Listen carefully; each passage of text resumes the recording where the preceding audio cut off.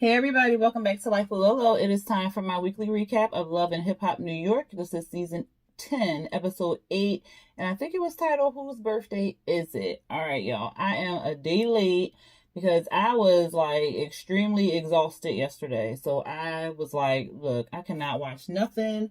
I'm finna do what I need to do and just go on to sleep, okay? Yeah, so please forgive me. I will try to be on time next week.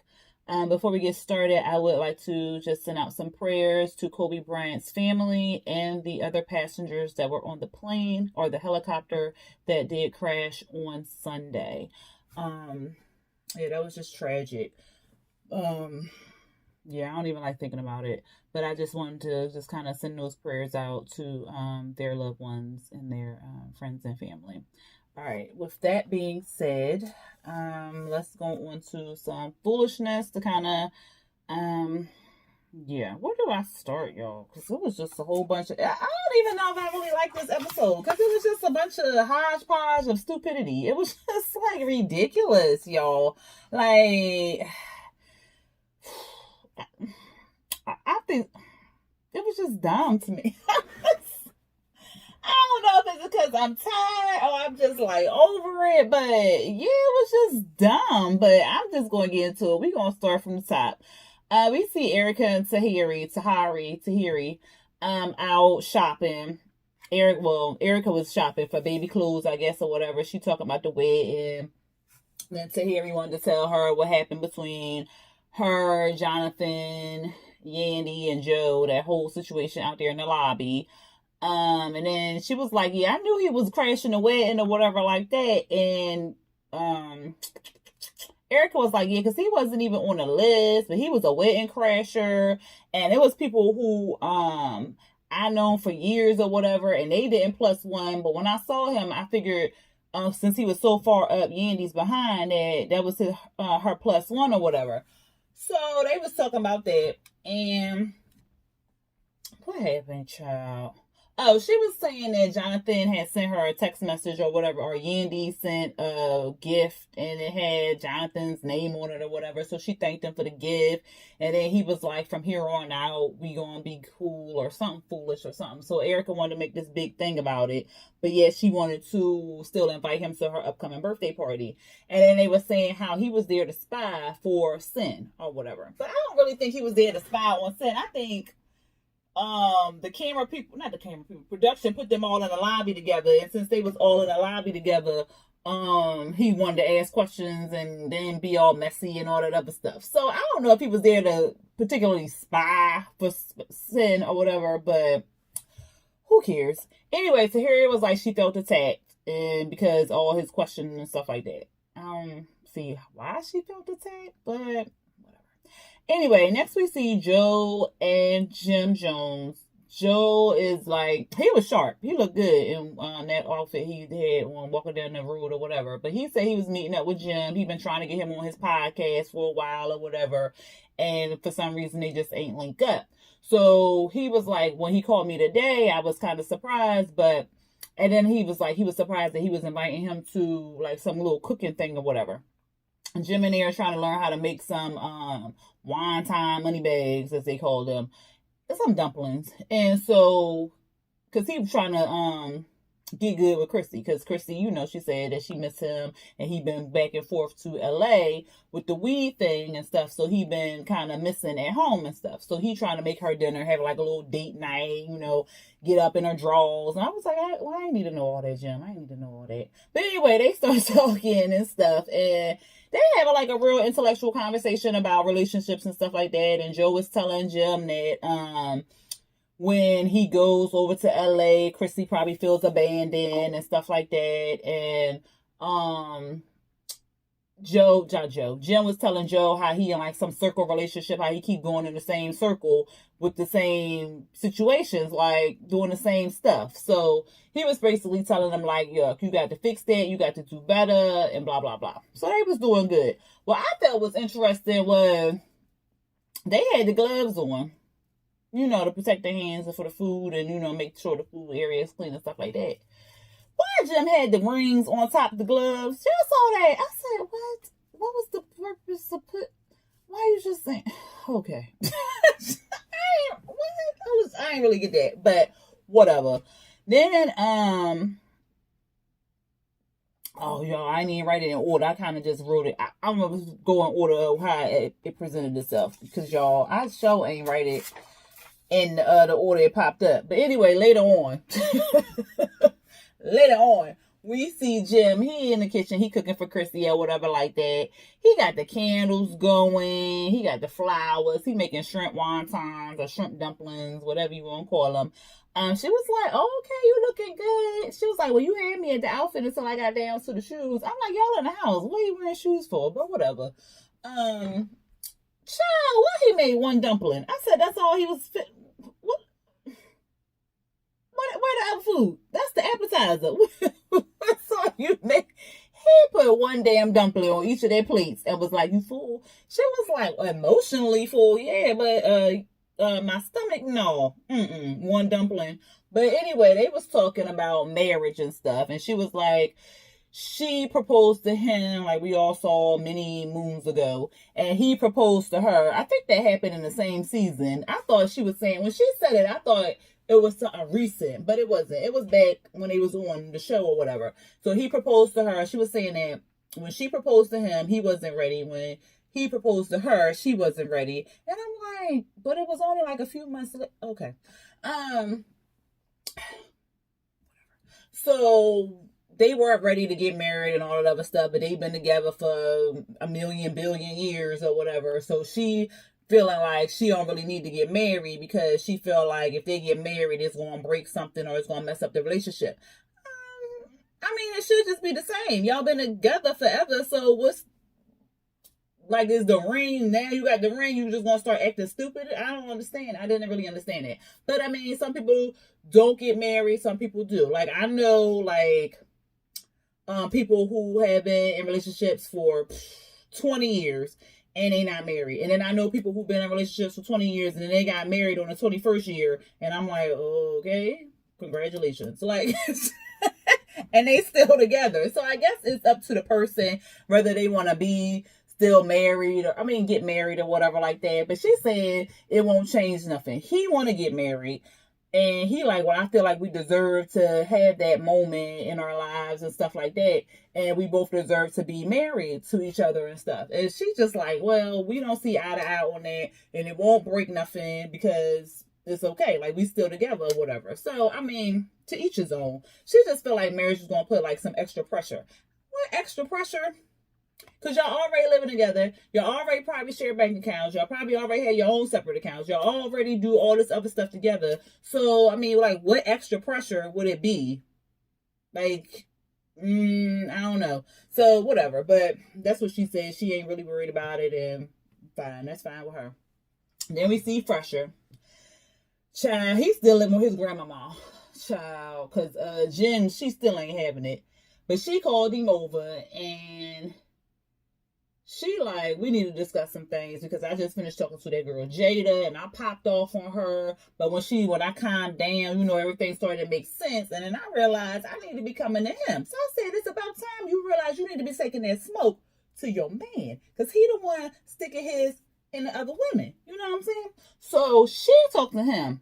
Child, he lying, okay? He won't tell her that he ain't borrowed no money from her, that they ain't had sex, they ain't do this, they ain't do that. But she all like with the finger, oh, you didn't. I'm like, girl, calm down. You already know he trash, so why are you doing all this extra stuff? I guess she wanted to hear from him that he was trash, but I mean, you see his moves, the way he moving and stuff, that he trash. But whatever. He telling her all this, but then in his confessional, he's saying, yeah, he borrowed money from her because she put up the capital because he had no money. Then he's saying they had sex, and then like he's saying all this stuff for like to in the yeah, he's saying all this stuff in the confessional to us, but he's telling her, no, baby, I was just telling her that I loved her, that I wanted to be with her, that she was this, that was that, because I was gassing her up to get what I wanted to get from her and all this other stuff. And Jen like, no, I'm not believing it. I'm not feeling it. I believe that you wanted that girl and that you wanted to be with her and all this other stuff. So Why would she come out here? She all embarrassed and stuff, so now she done. I'm like, girl, you've been with this man for 20 years. And like I said, 19 of them years, he was probably cheating. But she claims she done. So we gonna see. I doubt it. And I don't follow none of them, so I guess we won't see unless they announce it. But he go down to see Safari Pap. Yeah, Safari and Pap in the barbershop. Well, it's Safari's barbers or whatever like that. So he go down there to see, get advice and all this other nonsense. So he telling them the story, but he ain't even really telling them the whole story. He just like still kind of like leaving some stuff out of the story, so they don't really know. But they kind of like, what? 70,000? What? And then Pat like, well, man, you just need to tell her that you done and that you focused on your wife and your kid right now. Because he was like, Pat was like, well, when was the last time you done with her? He was like a year ago. He was like, ooh. And he was like, how long you been with your girl? He was like 20 years, but I mean, like, that was when we was having a break. Did Jen know about the break? I doubt it. But anyway, Pat was pretty much like, you need to tell her, set her straight, or whatever. He gonna talk about he wanted Pat and Safari, since they married and everything, to keep him on track because he need to be focused and all this other stuff. First of all, you need to stop lying. That's number one. Because you keep lying out here in these streets. You lying to Jen. You lying to Jada. You lying to some other girls. Like, you just keep lying. So he basically was like, he need to pull up on Jada and set the record straight. He meet up with Jada. She all up in the studio or whatever. He talking to her. And she like, look, was I a trick? Was I some groupie? And he was like, what are you talking about? Like, what are you talking about? Like, what? She was like, I'm just trying to get some facts straight. Was I any of those things? He was like, no, man. You know, you wasn't. Oh, okay. And he was like, well, the way you went through about things was wrong. Like, you shouldn't have did that or whatever like that. And she like, well, look. Okay, I ain't had no choice. It's been a whole year. You said you was going to put me on. You ain't put me on. So I don't even know. You owe me all this money. And she running down the stuff. She like this. This was 10,000. That was 10,000. This was. He was like, what? I can't give you no PR. I can't. Yeah, I know. She was like, she said something about 10,000 for social media. Then she was like, I ain't even get 7 followers off that. And I was like, damn, what kind of promotion was he doing on goddamn Instagram? Shoot, child, girl, you could have promoted yourself if you only got 7 followers. But anyway, she said she wanted to settle for like 40K or whatever. And he was like, well, I mean, 40K, that's a lot. Like, I don't know. Like, we shouldn't have been really doing stuff we was doing. And then he admitted that they had sex. And she was like, so it was just effing? It was just effing? And he was like, no. And then in the confessional, producers asked him, was he in love with Jada? He's talking about, we doing this right now? So he got mad, took the mic off and walked off the set or whatever. But then in the studio, he had said we was in love. Like, we was in love. Because she was like, just tell me if it was fake or whatever, because you got me out here thinking one thing and then I'm thinking that we was in love and all this other stuff, but you telling her like, just let me know for my sanity. And then he's finally admitted that they was in love or whatever like that. Child, I can't wait to the reunion because you know Jen gonna pop the fuck off. So he finally was just like, all right, because he was trying to wheel and deal her, and she was like, no, 40,000, like 40,000. That's what I want. And then he basically said that he was going to give her 40,000 and stuff, but he was focused on his wife and his kid, and they just need to move on. And she was just like, all right, whatever, pay my ducats. I don't even care about you. I don't even, look here, Mr. Dinosaur. I don't even care about you. Pay me my money, and I'm with that. I'm glad that girl, Jenna Ski, she dipped out when she could, because she was going to be in the same boat that Jada girl was. She signed with Richie D, and I mean, I don't know if that was the best thing, but you want to compare the two of them? I mean, I'm going to say it was, I don't know. I might take that back with next week's episode. Y'all saw Olivia. I hope she tell us what she done, because where you been, girl? But anyway, so between Fresher and Rich, I'm going to say Rich right now, but next week I'm probably going to have to swallow that. Next we see Sin. She all in the kitchen. Child, she got her titties all propped up. And she talking like she about to cook for some new man or something. And Jonathan come out the bedroom. Girl, stop. But anyway, she cooking some fried bananas or plantain. Well, I think that was a banana. And they talking about what went on at the wedding. She wanted him to reenact the scene that child I died when he put that fedora on his head and started sounding like Joe. That shit was funny to me. I don't care. But anyway, she was basically like, Tahiri don't want no smoke over here. She need to talk to me. She need to confront me and all this other nonsense. I was just like, whatever. But Jonathan told her that Erica had invited them to the birthday. She was kind of surprised, but then she was like, they had mended their relationship or whatever. So she not all that surprised. So she gonna go to the birthday party with him, of course, because it's in your contract. But anyway, next we see Tahiri. She running, working out on the not the pier.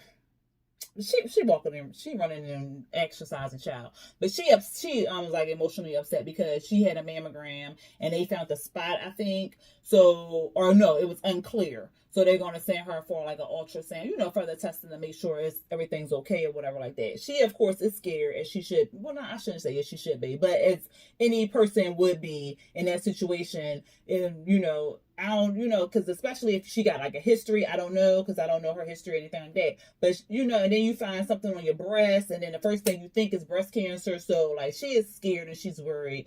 And so she's just trying to run and exercise and stuff like that to kind of clear her mind.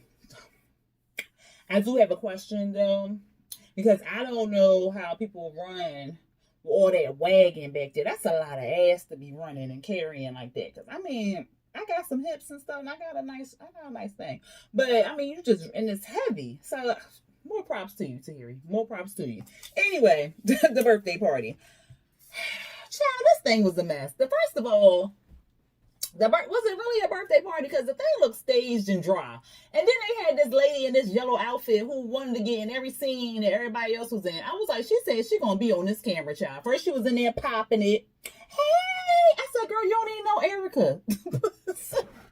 Then they was talking in another scene. She was over there. I said, then they was at the bar. She was sitting at the bar. She said she gonna be on this goddamn camera today. Okay? But anyway, enough of that. Erica and Safari walk in. Safari got every picture of himself up there. She like, is this your album release party, baby? He was like, no, baby, it's your birthday party. Like, it's my birthday, it's your birthday. No, that's not how we do it. No, my birthday, because I was born on this day. You was born on whatever day you was born on, so this is my day. Don't be trying to be doing stuff together. Like, no. That ain't how it roll. But anyway, he got his picture all over the place, child. And, of course, Erica get all emotional. And, you making fun of my birthday. That's why I was looking at that camera. That's exactly how my face. She dramatic and stuff. And then Yandy was there. She was like, no, girl. So then, of course, Safari gotta make this big thing. And then he get all up on the bar and he starts singing. He sounded a hot ass mess. And then she like, oh, that's why I left him. He just does everything for me.